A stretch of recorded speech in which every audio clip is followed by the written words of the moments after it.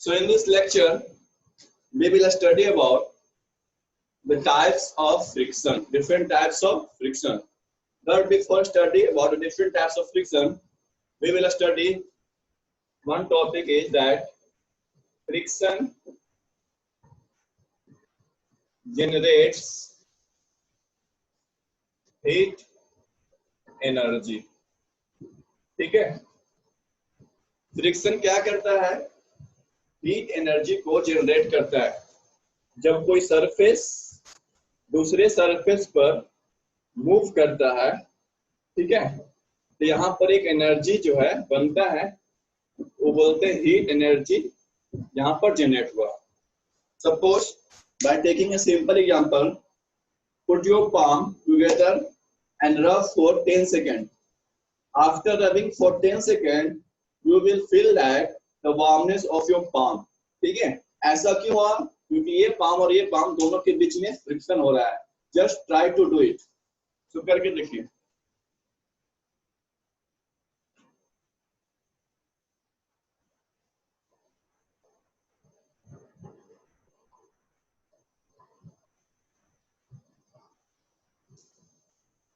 Can you observe this?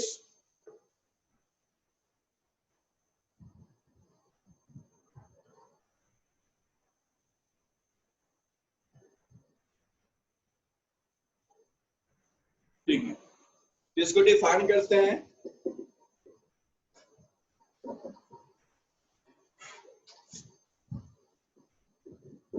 Friction is due to interlocking of irregularities. Some energy needs to overcome these interlocking of irregularities between the surfaces in contact. This energy is converted into heat energy, so that we can say that friction generates heat energy. Clear? ठीक है, क्या होता है? Friction जो होता है वो interlocking की वजह से होता है। ठीक है, अब देखिए, सपोज इसको मूव करने के लिए 20 न्यूटन चाहिए, लेकिन हम ये फोर्स लगाए 10 न्यूटन, तो ये 10 न्यूटन कहाँ चला गया? ये 10 न्यूटन चला गया फ्रिक्शन में। ठीक है, तो जब फ्रिक्शन में जो एनर्जी गया, एनर्जी का फॉर्मूला क्या होता है? एनर्जी का रूल होता है energy can not be created, can not be destroyed.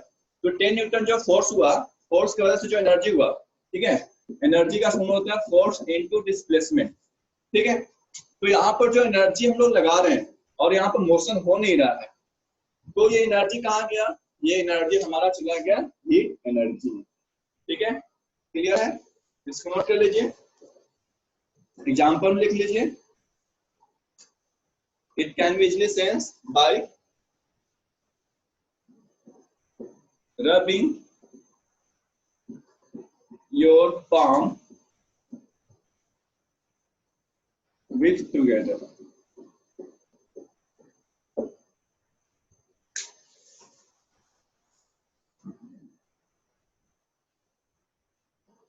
Note कर लीजिए।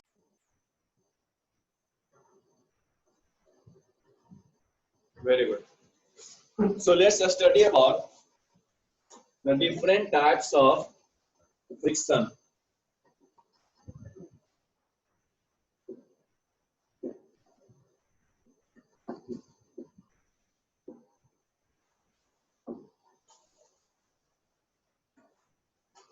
Different types of friction. Yes, friction is mainly divided into two parts. The first part is the static part. It means a static friction, and second part is the kinetic friction. ठीक है? Yes, you should remember this. A static means anything is at rest. A static means anything is at rest. Kinetic means anything is in motion. कोई भी चीज अगर rest में होता है तो उसको स्टैटिक बोलते हैं, कोई भी चीज मोशन में होता है तो उसको काइनेटिक बोलते हैं। जैसे क्लास 7 में आप लोगों ने पढ़ा है स्टैटिक करंट और इलेक्ट्रोस्टैटिक। इसमें चार्ज क्या होता था? रेस्ट में होता था। आपने करंट इलेक्ट्रिसिटी और काइनेटिक करंट को करंट इलेक्ट्रिसिटी बोलते हैं, जिसमें चार्ज क्या होता था? मोशन में। ठीक है, तो इसी से आपको याद रखना है what is static friction and what is kinetic friction. In a static friction there is friction but no relative motion. There is friction but no relative motion. Friction लग रहा है लेकिन रिलेटिव मोशन नहीं हो रहा है। कैसे होगा इसको समझाएंगे। काइनेटिक फ्रिक्शन में क्या होगा? There is motion, there is relative motion. Friction and relative motion. यहाँ पर मोशन होगा और फ्रिक्शन भी होगा। ठीक है, तो इसके एग्जांपल से पहले समझ लेते हैं, फिर इसको डिफाइन करेंगे। देखिए, सपोज एक बॉडी है जिसका मास 5 किलोग्राम है। ठीक है, इसको मूव करवाने के लिए हमें चाहिए मिनिमम 20 न्यूटन। इसको मूव करने के लिए कितना चाहिए? Minimum 20 Newton. ठीक, अगर हम फोर्स लगा दिए 10 Newton, suppose if apply the force 10 Newton, तो क्या फ्रिक्शन यहाँ पर लग रहा है या नहीं लग रहा है? इसको मूव करने के लिए 20 न्यूटन चाहिए लेकिन फोर्स लगा 10 न्यूटन, तो क्या यहाँ पर रिलेटिव मोशन हुआ? Does there is relative motion? Yes या नो? Very good. ठीक है, तो ये 10 न्यूटन कहाँ गया? ये 10 न्यूटन क्या हो गया बताइए?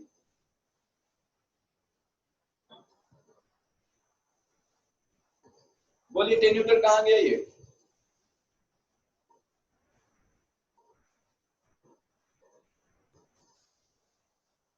ठीक है, ये 10 न्यूटन चला गया फ्रिक्शन में। ठीक है, ये 10 न्यूटन कहाँ चला गया? फ्रिक्शन में। तो स्टैटिक फ्रिक्शन क्या हुआ? हम फोर्स भी लगा रहे हैं, फ्रिक्शन भी लग रहा है और रिलेटिव मोशन नहीं हो रहा है।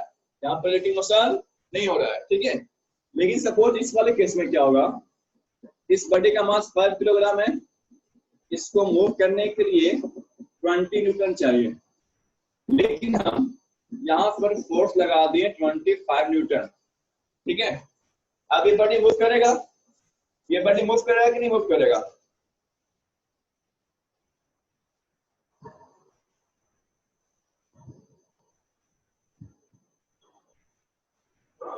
ठीक है, मूव करेगा।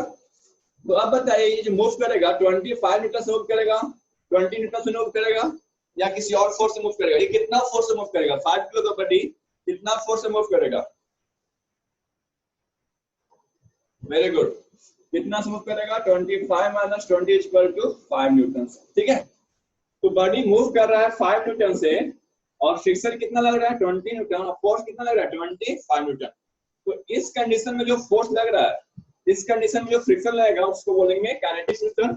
और अगर बॉडी का मोशन नहीं है, बॉडी का रिलेटिव मोशन नहीं है, तो उस कंडीशन में क्या बोलेंगे? Static friction.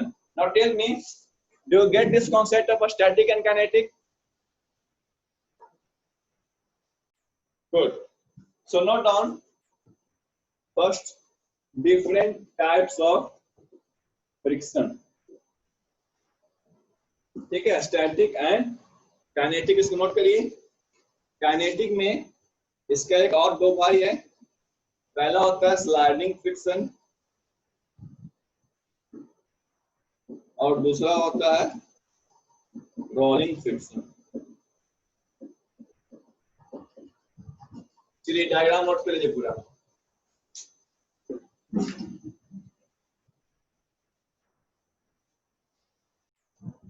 फर्स्ट फ्रिक्शन हम लोग पढ़ेंगे। फर्स्ट फ्रिक्शन कौन सा पढ़ेंगे, क्या टाइम होता है फर्स्ट फ्रिक्शन का नाम?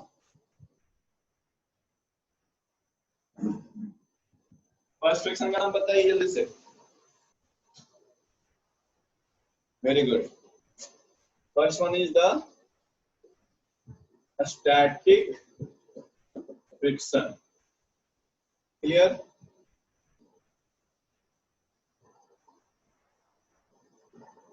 The force of friction that exists between surfaces in contact when there is no relative motion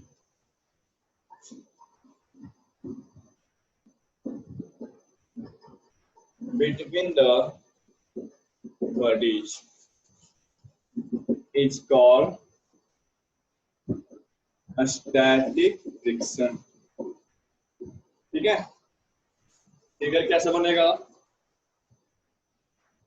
suppose ये बॉडी का मास 1 किलोग्राम है, हम फोर्स लगा दे यहाँ पर 10 न्यूटन। न्यूटन सेकंड लॉ से क्या होना चाहिए था?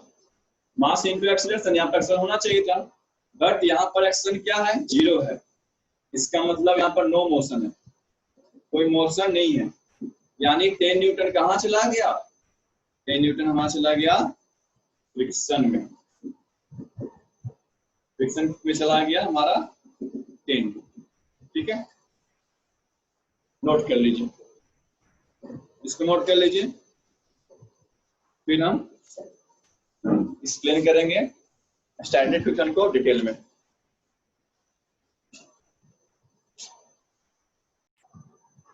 गुड। अब इसका फॉर्मूला क्या होगा? स्टैटिक फ्रिक्शन का फॉर्मूला होता है Fs equal to mu S into N. ठीक है, और इसको हम बोलते हैं F max, maximum friction force. ठीक है, यहाँ पर म्यू एस क्या है? म्यू एस हमारा है coefficient of static friction. N equal to क्या होता है? नॉर्मल फोर्स mg, इसको बोलते हैं नॉर्मल फोर्स mg। ठीक है, फॉर्मूला नोट कर लीजिए।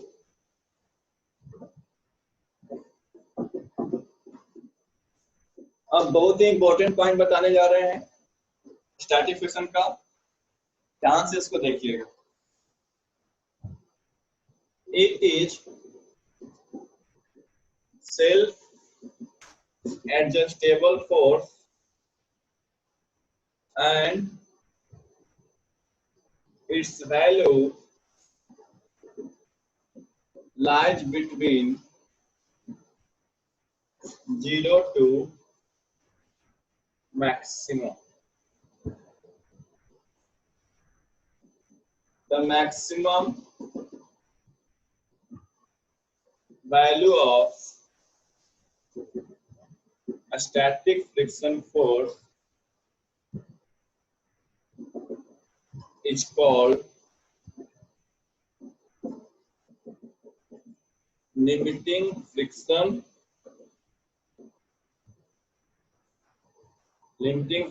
force। इसको रिप्रेजेंट करते हैं F max। ठीक है,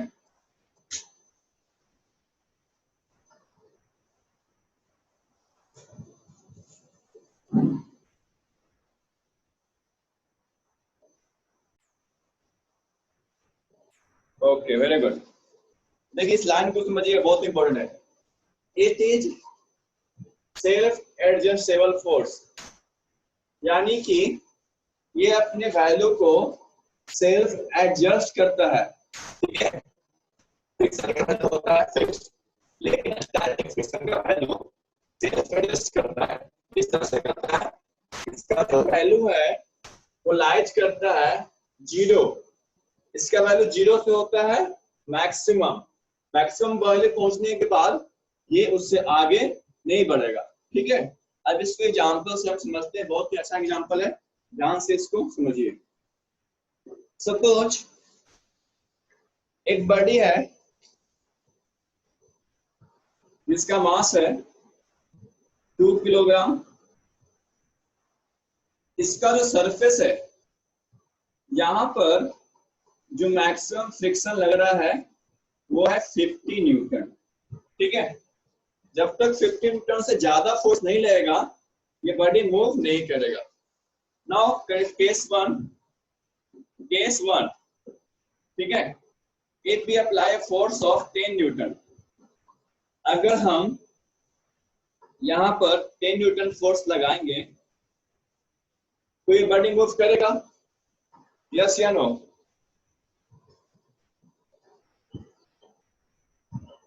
वेरी गुड। ठीक है, तो यहाँ पर जब हम फोर्स 10 न्यूटन लगाएं तो फ्रिक्शन कितना लगेगा? फ्रिक्शन कितना लगेगा? 0, 10 या 50? फ्रिक्शन कितना लगेगा? 0, 10 या 50? Very good, 10 Newton. फ्रिक्शन कितना लगेगा? 10 Newton. Case 2,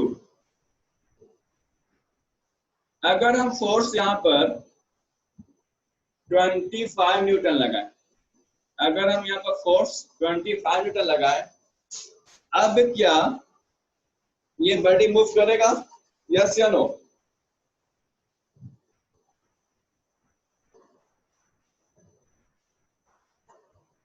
very good, move नहीं करेगा। अब फ्रिक्शन कितना लगेगा? 10, 25 या 50? फ्रिक्शन कितना लगेगा यहाँ पर? 10, 25 या 50? Very good, 25 Newton.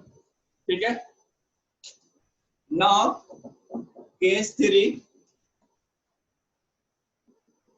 if we apply force of 50 Newton, ठीक है, क्या ये बॉडी मूव करना स्टार्ट कर देगा अगर 50 न्यूटन लगाएंगे तो?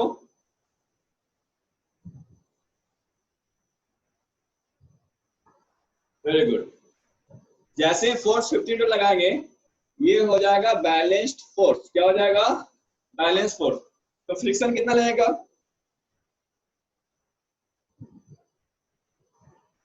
Very good, 50 newton. Last case, case 4, suppose if we apply force of 51 newton, ठीक है, suppose if we apply force of 51 newton, then what does happen? Body will move or not move? Very good, body क्या करेगा? Move करेगा। ठीक है, तो friction कितना लग रहा होगा?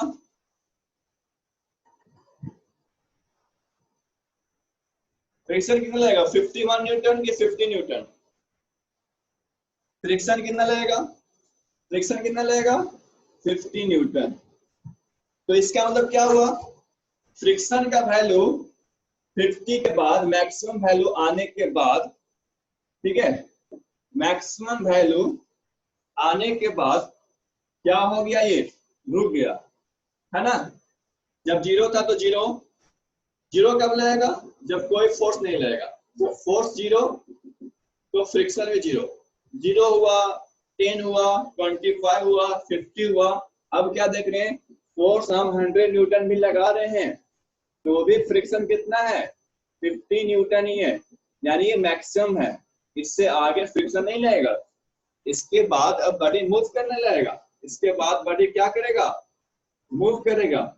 बॉडी का वैल्यू, फ्रिक्शन का वैल्यू कांस्टेंट हो गया 50 न्यूटन, ठीक है, तो फ्रिक्शन का वैल्यू 50 न्यूटन कांस्टेंट हो गया, इससे आगे नहीं जाएगा। ये लाइन समझिए, it is self-adjustable force, its value lies between 0 to maximum। 0 कब?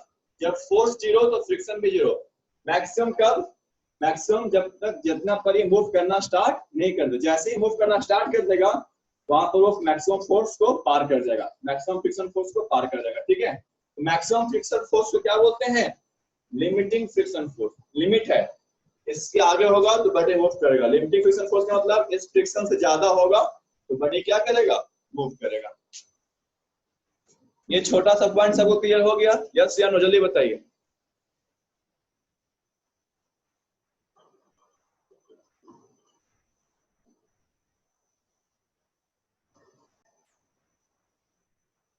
ठीक है,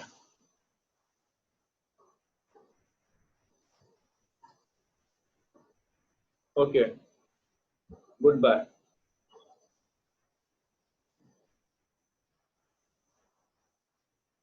यस, वेरी गुड। ठीक है, तो केस 4 में अगर हम 51 न्यूटन लगाएं तो नेट फोर्स कितना हो गया? नेट फोर्स हो गया 51 minus 50 is equal to 1 newton. अगर बोले कोई कि इसका एक्सेलरेशन कितना होगा, तो acceleration is equal to force by mass 1/2 0.5 metre per second square. ठीक है, क्लियर रौनक राज?